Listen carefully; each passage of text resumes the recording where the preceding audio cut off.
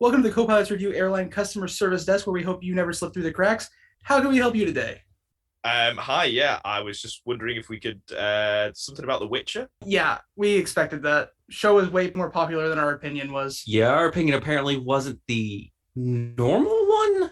Who knows? Glad to have you here. And if you give us just a moment, we will transfer you to some representatives that should be able to help you. Let me put you on hold real quick, and they will be right with you.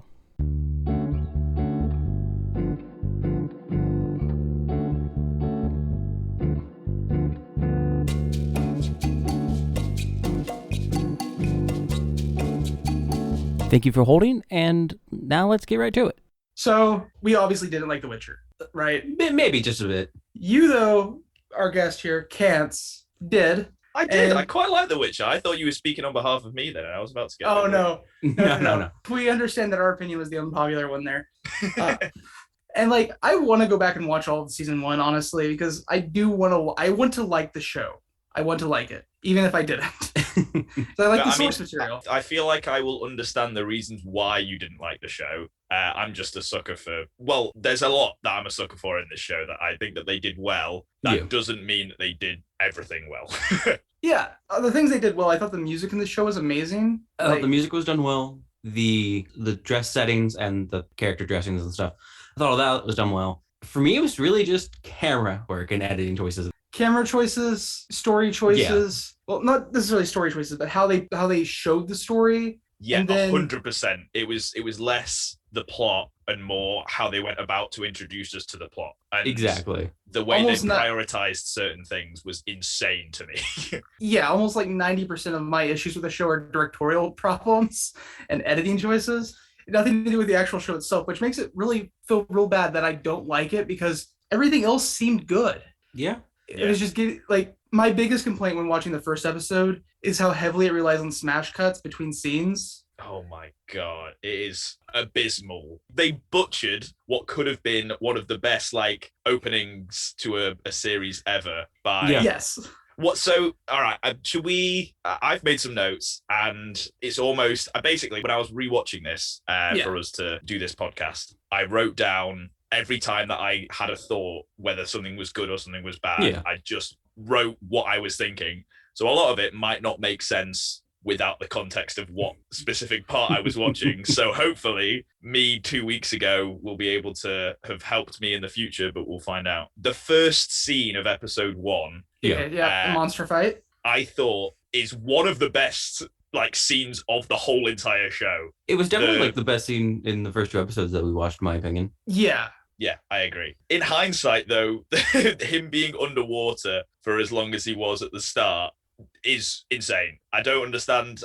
Does he have superior breathing? Also, why was the monster not moving around? Were they both having a nap before he burst out of the water at the start?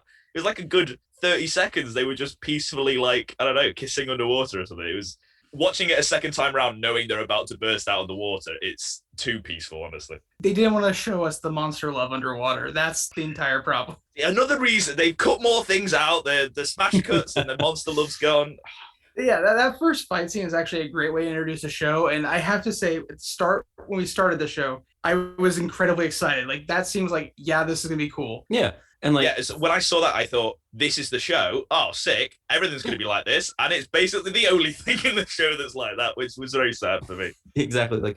Even then, the first smash cut, because there's a smash cut out of there, felt fine because we went from this, high octane moment to him just walking. That's a good time to use a smash cut. Yeah. But the rest of the show, not so much. That one time, yeah. Not every time, though. Not every single scene needs to end abruptly going into something else that doesn't really make any sense. Yeah. So this is jumping ahead a little bit, but there's a transition that should have just been I'm blanking on the term for the transition, but when one scene just fades into the next, and it was when we were at the tower with Yennefer? When we're at the tower with Yennefer, and it pans up into the sky, and we get the moon, and then it kind of pans left, and then it just cuts back, and now it's daytime, and we're back with Geralt. It does all the panning effort to take you to a different like part of your. They could have just to do like a fade transition. Yeah. And then Yeah, it just smash It cuts. doesn't exactly, the moon could have just become the sun. You could slowly lighten the sky up, and then just we're pan back down. But no, Literally, it writes itself. But Yeah. there was a lot of times like that I just questioned what they would do. It's another like it's the same. The editing and the story have basically the same issues, which are they just jump around too much. it feels like they don't know Because- how to get from point A to point B when they're doing it. They're just like, these are the things we know we definitely want in here. We don't know how to put them together, but we'll just put them in and that'll work, right? Yeah. And one of my big gripes with episode 1 is everything apart from what we're going to see in season 2, spoilers if you haven't watched more than 2 episodes of the show, is the interactions between Henry Cavill, the Witcher, and the girl who I can't remember the name of because who gives a fuck about this girl? Siri. Yeah, Yeah. Siri. Because now that they're going to interact and they're in the same place and he's looking after her, that is like a promising premise. That sounds like the idea of a good show. Getting the lead up to that for a whole season of them being separate is basically like her backstory that could have been told in a half an hour scene in season 2 was 50% of the whole entire show, and it was by far the most boring parts. We're watching The Witcher, we're not watching little girl who's friends with an elf. That's not the name of the show. I want to see The Witcher killing big spidery things. The craziest part is how they choose to give us Siri's story. Yeah. Because a lot of it is we just jump to her for like 30 to 45 seconds and then jump back to somebody else, which in a storytelling structure implies that whatever is happening with Siri is happening. It's happening at the same time. Yeah, But currently. Because I was so confused. It took me so long. And then I was like connecting the dots in the back of my mind. Like, wait, these people are talking about an event that's happened in Witcher time. They're talking about an event that's not happened yet, that's happened in the little girl's time. And I've only just realized this, and I'm on episode 8. I was so annoyed at myself. Oh, yeah. Because it made everything back then put into a different perspective. But I didn't know that. And that's not my fault, because I feel like I'm pretty good at following series. It's just bad storytelling and bad editing, and it pissed me off. Oh, yeah. Another reason why Josh and I knew the timeline was, at first when we went to the scene with Siri for the first time, like playing fucking knuckle bones on the street for no reason, which does almost nothing for her fucking story, other than establish that she doesn't want to be in a castle. No, it does literally nothing for her story. Yeah. And don't put the almost in there. Don't give them any credit. Josh didn't even realize that was, and I was like, is that supposed to be Siri? He's like, oh my fucking God, it is. I'm like, but aren't we like at Blaviken with your, what's this timeline? He's like, I don't think there is one. And then we were just proven right, there wasn't. Justice and I are both familiar with the source material to a certain extent. I've read part of The Wish, which is the first book in the story, and The Wish does a lot of what this show does, where it jumps around between stories. It's mainly about Geralt meeting with Yennefer for the first time and like how their paths begin to cross. But it's almost Which like is the best part an of the show. anthology. But it's almost like The Wish is an anthology of short stories that were later collected. Mm-hmm. And then there's actual books that the author made following Geralt and Ciri, told in a linear fashion, but who knows? Honestly, if they continue to, because like they adapted the book well. Like that's part of what the issue is with the show, is they did a really good job of adapting the book well, and the book jumps around like the show does. Oh, that's unfortunate. Yeah, so they should have just, instead of doing it like that, they should have, instead of making it like what they tried to do, which is a cohesive one narrative arc for a series, but they failed, is then just tell it in installments. Do like, this is like it is an anthology of different mini stories. Yeah. Just do that, but with like the world of The Witcher, so we don't smash cut in between different stories continuously and our fucking heads are spinning around. that said, Yeah, if exactly. season 2 picks up with Geralt and Ciri together, I have a lot more hopes for it to be less smash cuts and more centered on one story. Because if they're adapting the books, which it feels like they are, Which is when he hits the Geralt-Ciri relationship in the books. It's actual books told in a long format. so I have high hopes for season 2 then. And So do I. that I didn't know where season 2 picked up at, but knowing that that's where season 2 picks up makes me want to go back and watch the rest of The Witcher season 1 even more, because if I can struggle through that and season 2 is as good as it should be, it'll be worth it. It'll be worth it. Yeah, I feel like we need to say as well, because we've been shitting on it a little bit. I don't want to speak for you two, but I think that you can't not watch those performances from almost every single character in the show and not be like blown away. Like, Oh yeah, Henry all Cavill the is The Witcher. Like, it's insane.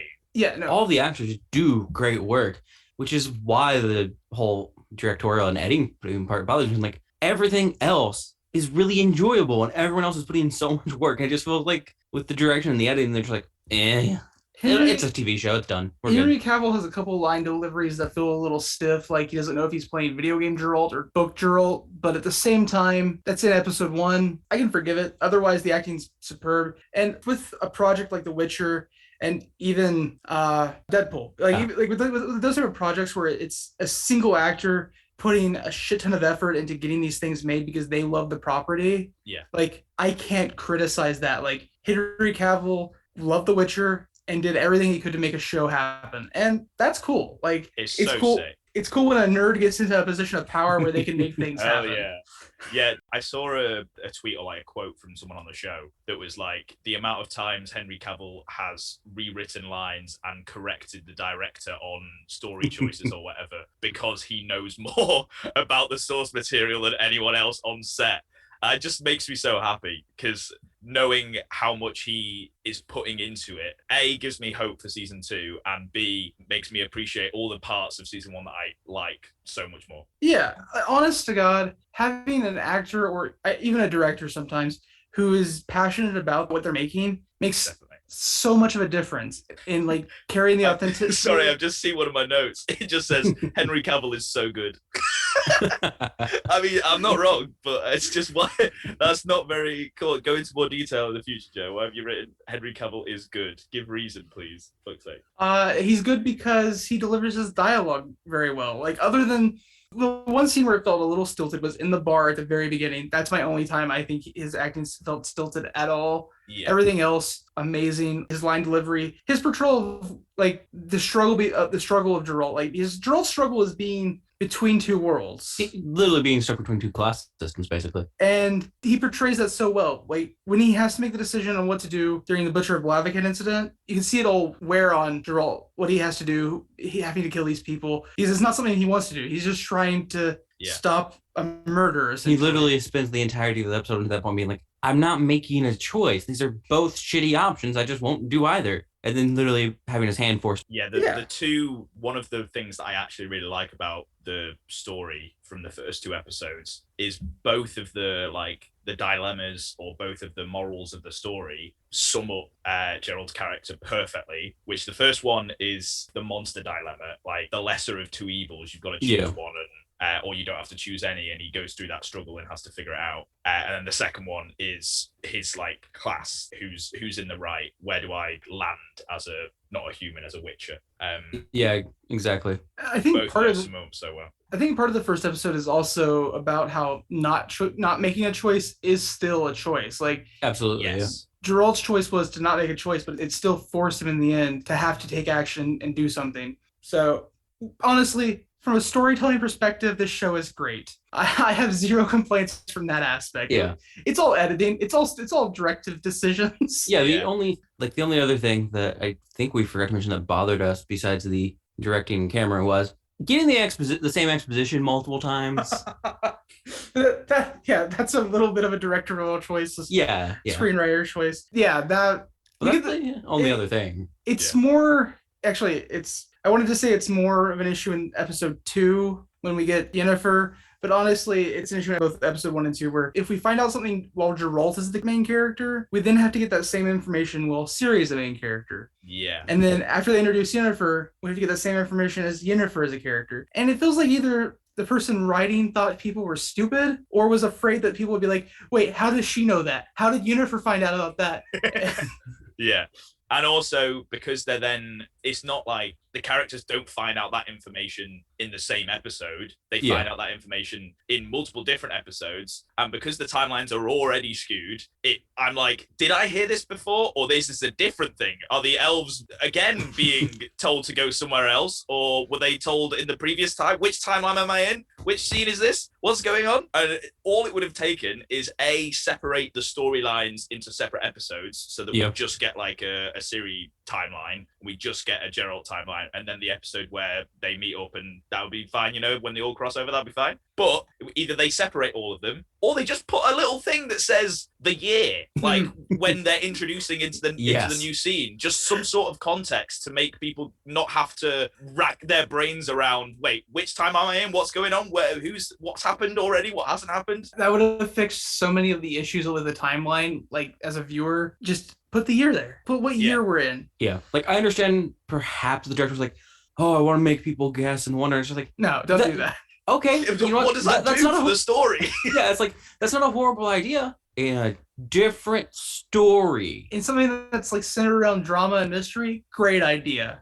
Yeah. In what is essentially an epic adventure fantasy story, doesn't really help you out. No, it doesn't. On one hand, he was like, well, I don't think they're going to remember that the elves have done such and such, so I'll mention that 3 different times with 3 different stories. But on the other hand, they will remember that all of these stories are happening at completely different times, so I just won't bother to give them dates. Like, either trust your audience or don't trust them. Don't not baby them in some ways and baby them in other ways. Honestly, thinking about that, maybe I would have to look this up. Maybe the screenwriter for The Witcher comes from like traditional television, where episodes don't come out all at once, so people aren't going to like binge watch them and have this issue. They come out week by week, sometimes with weeks in between, so you have to refresh your viewers' memory because it's been 2 weeks since they saw an episode. That would make sense, actually. If they come from a traditional television screenwriting background, it makes 100% sense some of the choices they made. True. It's still wrong for this medium. But... Yeah. And regardless of that, that doesn't change the fact that even if they're going to give us more exposition, just put a little date, just put a little year, put an anything. The date would do so much for this show, like so much work. Because even after watching it twice now, I still don't know the disparages between times and years between the 3 timelines. Like, I know that Geralt is an old person, and I know that Yennefer is also older than Ciri. I know hers happens in like much a shorter time, and the Witcher's is a longer time. But I don't know comparisons. It could be 1,000 years the Witch has been moving around. It could be 50. I don't know. So I don't have their exact ages off the top of my head, but I know Geralt's story, the Battle of Blaviken, is about 30 years before Ciri is born. Mm-hmm. So roughly, I'd say about 45 years before 45 years before we see Ciri. Yeah. Right, okay. Yennefer's story is about 70 years before the fall of Cintra. So everything we see for Yennefer is a flashback, even from what we're seeing from Geralt. Yeah, that's another thing that confused me, because in my eyes, I understand why they didn't, because it's The Witcher, but you'd start with like the oldest story and then the less old story and then the latest story to be, even if you're going to smash cut between them, just so we get an idea of chronologically what's happened first. Like, even if you're not going to follow that setup throughout it, just introducing the oldest first and then the second oldest and then that. And then switch between them how you like, but like introduce them in a way that makes sense. Yeah. So this is just me harping more on the scene transitions, honestly. But smash cuts, god damn it! There is a single scene in episode 2. The scene that I'm talking about is Yennefer is in Istrid, and it's right after her first lessons. But she's having a conversation with the guy from Istrid. The guy is Istrid. The guy, yeah. She's having a conversation with Istrid, and we cut to Ciri. But Istrid is still talking, implying that there's some thematic connection or that these are happening at the same time.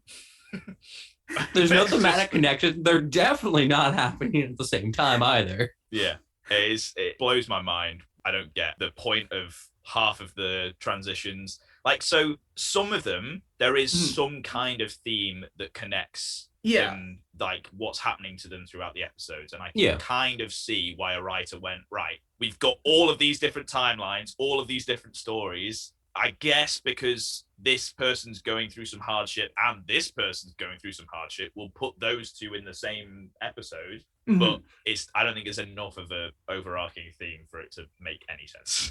Yeah, like in episode 2, Yennefer and Ciri are both struggling with this idea that they no longer have their home. And like, it's not a major front for either character because we don't really focus on it in dialogue or in storytelling, but they're both struggling in these new environments. And that's a reasonable reason to tie 2 stories together. They just do it very poorly. Yeah. That plus the timeline, it just, like, even if they were going at the same time, the smash cuts are awful. Yeah, But the fact 'cause, that like- they're completely different timelines as well, it's just couldn't be worse, really. Like in episode 2, there's maybe a 30-second scene with Siri where she's talking to the I have this pulled up in my adult notes right now. with like the head of the family that she's staying with in like that little camp. And then we cut away for like another 30 seconds and then cut back and they're being attacked. It's just like Oh the yeah, scene I we cut wrote to- something in my notes about that as well.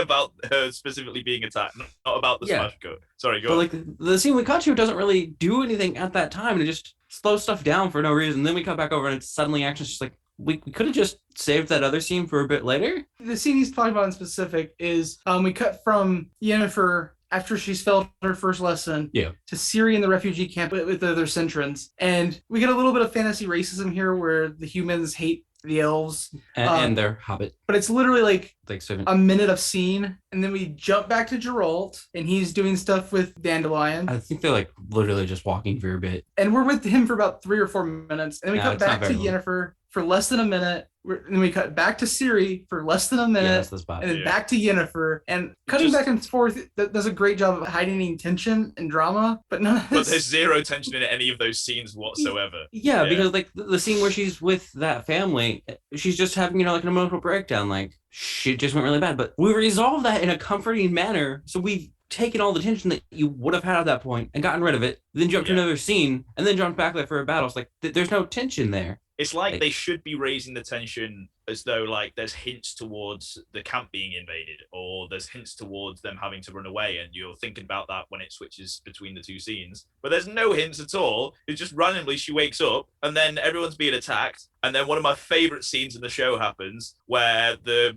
dwarf guy gets backhanded. And Yeah. then he's like, fuck this Fuck shit, you. and stabs the fuck out of them all. That was Yeah, so good. good. They're just like, make sure- He's my favorite character of the whole show. I'm yeah, not rooting for anyone more. they're just like, make sure you get our silver, and he's like, fuck you, and murders them, and it's perfect. yeah. Because they're like, you might die, but that's really good silver. Like, do you see the filigree on that knife? It's wonderful. You mean this knife? Stab, stab, Oh, stab, this stab. knife you're talking about. Yeah, I literally just wrote down, love the dwarf killing the mum. And I couldn't agree with myself more. In her defense, it was very nice silver. So true. Even better with the blood on it. Totally excuses the blatant racism. Totally fine. Now that I've said that out loud and I realized that he did stamp her with the silver, do you think that's supposed to be a reference to the fact that in the War of the Witcher, silver is really good at killing monsters? You know, subliminally, probably. That was probably somebody's thought when they were writing that. And I think you might just be like the first person to actually like analyze that enough. Be like, True, hey, yeah. do you think they were saying that the mother of that family was a monster? I mean, that would be great symbolism. If I think that's one of those things where, like when you're at school and there's a red rug in this book, and they're like, the red symbolizes the anger from the mother of whose whatever. It's just a red rug. I think that's like- one of those. We never put any thought into it, but thanks for making us look smarter. Yeah, exactly. Shakespeare's just like, I just like donkeys, so I've made him turn into a donkey. There's no symbolism behind it, mate. It's funny. Yeah. One of my favorite things from episode 1 was, and one of also the worst parts of it, I guess, is Renfrey as a character, because Yeah. I wanted them to exist for so much longer than they did. And the fact that they get introduced, have a very, like, one of the best arcs from any character on the show, let alone just a random side character, for them to then just die. They were like a perfect parallel and also companion for Gerald, and I was very upset to see them go. I don't know if, I assume that they, in the source material, aren't around for very long, and that's why that they died. But They're an important character insofar as they greatly influenced Geralt's backstory. Yeah. But yeah, they died pretty quick. Equivocally, she, in like that story, she exists for Geralt to Fridge to advance his own character development. Is that still Yeah. frigid? I mean, does it I advance his also character just- development and motivations? I wrote down, he must really smell when they were making love. Because I was just looking at him, and he looks a bit dirty, and he basically just lives in the swamp, and he's got horrible spider blood all over him, and that's the first thing I could think of. I don't know if that says more about me or the scene that I was watching, but main character fucking, oh, he must really smell. I don't want to complain more. I don't. Go I ahead. want to like the Complain. show. There was another tiny issue I had, and it's not so prevalent with Geralt. We get his name really quickly. But every time they introduce another character, specifically main characters, they take forever to tell us who the fuck that character is. I think Siri has like 6 scenes before we get her name. 5 scenes before we get her name. Yeah, and it's like 20 minutes into the episode 2 runtime before we get Yennefer's name. Yeah. Despite starting the episode with her. Like, I want to know who I'm watching. Like, why should I care about this character? Are they going to be a main character? Can we at least get a name for them? Yeah, they did a hell of a lot with Yennefer before first time of watching, because I went into this not knowing anything about anyone's backstories. I sadly haven't played any of the Witcher games, and I've not read any of the books or anything like that. I've not played the first or second game, but the third game is actually a masterpiece. And I've been the first and second games are pretty good too. I definitely want to play Witcher 3. I just haven't. But so, I had no idea who any of the main characters were going to be, and I actually accidentally started with episode 2 when I initially watched the series. And I remember being very confused when they then cut to this random girl. And I was like, she's not been introduced.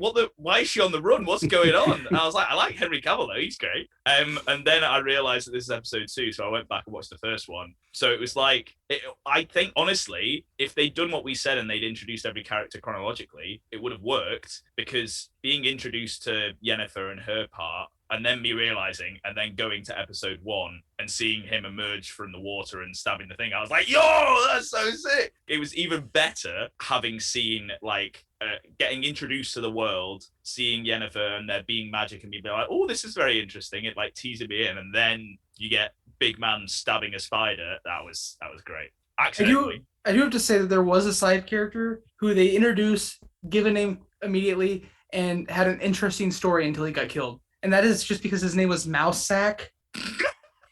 This one was called Mousesack. I don't remember that. The Cintran, like, court magician that they had. Siri's tutor. Yeah, Siri's tutor, the guy who gives Siri the exposition about the princesses and darkness and stuff. It was actually pronounced Musak, but it is spelled Mousesack. It's spelled Mousesack. Let's go. It's so good. Great character, just because his name is amazing. Speaking of the Cintran court thing, I love it because of how wrong Ciri's grandmother is. When she's like, the Nilfgaards are going to kill everyone. Here's this poison. She gives it out to all the nobles and they kill themselves. And she's like from the perspective of having the games and stuff, and even with the way they're trying to hunt down Ciri, she's like, but no, they're actively trying to take a hostage. The thing you said they wouldn't do, they won't take anyone hostage. They'll kill everyone. She's like, they're actively not doing that though. Yeah, there's always an exception to the rule, obviously. Yeah. Honestly, I am actually getting excited for season 2, just based on the fact that it's more about Geralt and Ciri. I think the directorial choices and stuff I can live with if I have to. I think they've said when they released series 1, I think either the producers or the writers or whatever said, we hear you about the jumping around in the story. Oh, thank God. We're going to hopefully make a difference for season 2. It won't be like that season 2.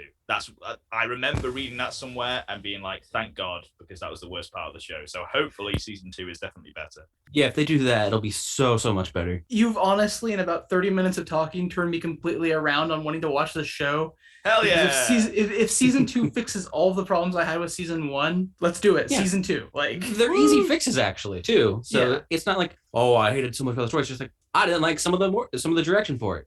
Yeah. If that's easily fixed, like that all said, do you know who the actor Zach McGowan is? No, I don't think so. He played in a show called Black Sails as Captain Vane. He also played in spell the last name. McGowan. I recognize the guy. He's still my pick to play Geralt. Oh, really? I don't think Josh heard about a Witcher season. He's like, I want Zach McGowan to be Geralt. I need him to be Geralt. I'm just like, isn't Zach McGowan like notoriously short? He's not very intimidating. He's like, I don't care. He is intimidating when he does his role. Have you watched Black Sails Justice? Captain Vane is a motherfucking intimidating man. You're not wrong. Do you know what though? He might be a bit not that he's old, but he might be a bit too old now because he might be going for younger. But he could be a very good Wolverine. Yeah, that too. Yeah, I have a love for Zach McGowan, and I think he would have made a great Geralt. Although we would have never got the Witcher show if it wasn't for Henry Cavill. So Henry Cavill does a great fucking job anyway. So yeah, I mean, Henry Cavill does a great job. It's just McGowan was my fantasy casting. I think there's some good cosplay photos of him as Geralt, and Oh, really? I was just sold on it. Let me see what he's look like. Oh, yeah. Yeah, the fan edits. Yeah. Oh my god. Yeah, he would be I mean, they might do, because I think they're introducing, there was like other witches in this series 1, and I think there's a more prominent like second witcher or something going on in season 2 that I think I've seen. They cast someone doing something. If they do a season 3, then get Zach McGowan in, definitely. 100% would love it. Yeah. Before I feel like we're getting close to wrapping up. Yeah, There's one line that I wanted to talk about before we do. I didn't write down much, but I wrote down this specific interaction because I remember I was drinking something at the time and I nearly did a spit take because of how amazing this line was. It's when Geralt is going after the goat guy that's helping the elves and stealing and stuff, and they're in the middle of the fight and he goes, "Did your motherfucker goat?" And then they carry on fighting, and then the goat man fucking gets the upper hand and goes, "Did your motherfucker snowman?" I thought those two lines You're were right. done so well. I can't wait for more interactions like that with Geralt, because that got me. So I think we've covered everything here. Mainly, the show was good, the directing was bad, and season 2 looks hype. Yeah. I think that's a great summary. I'm glad that you changed my mind on that. I don't know how Justice feels going forward. I don't think I hated it as much as you. I think I hated some of the choices more than you. But I think somehow, despite the fact that I probably hated certain moments more than you ended up hating the show more. So it wasn't that hard to change my mind. The show felt like a sludge to me because of the because of the story choices and the camera cuts. It felt like I was fighting to watch it. Well, keep in mind, I hate myself, and I will watch through a lot of things just because I started them. So yeah, I am a stubborn watcher as well. I'll start something, realize it's bad, but I'm 2 episodes in, so I've got to finish all 20 for this season now. Exactly. Yeah. So thank you, Caanths, for coming on. Hey, no problem. This is actually going to go up at the same time as the season 2 goes up. That's the plan. You know, just nailing those that SEO, baby. Yeah. Hell yeah. But anything you want to promote? Anything you want to talk about before we go? No, not really. I guess follow me on Twitter, twitter.com/Caanths, which is 2 A's, CAANTHS. Did I spell that right? I think so. Yeah, you did. Okay, good. Your Twitter is kind of fire. Definitely something to follow. Dropping some memes. I'm doing less streams, but I'm dropping some memes on Twitter. But you're also doing edits for Stan's, and honestly, his channel's just been blowing up ever since you took over. So the edits are fire. Like I've you literally guys been like watching every Stan's video that goes up. Oh, you cuties. thank you for doing this with us. No problem. Have me on again at some point in the future. I'll talk about any show I like. So. 100% anytime. We love having guests on, and doing these like bonus shows is just a lot of fun. Thank you very much for stopping by the Copilots Airline Service Desk. If you have any other things you would like to notify us about or contact us about, you can email us at copilotsreview@gmail.com. You can find a link to our email, our Twitter, and our Discord, as well as our YouTube at copilotsreview.simplecast.com. And for quick updates, you can always check us out on Twitter at copilotsreview. Thank you, and hopefully we'll see you on a future flight.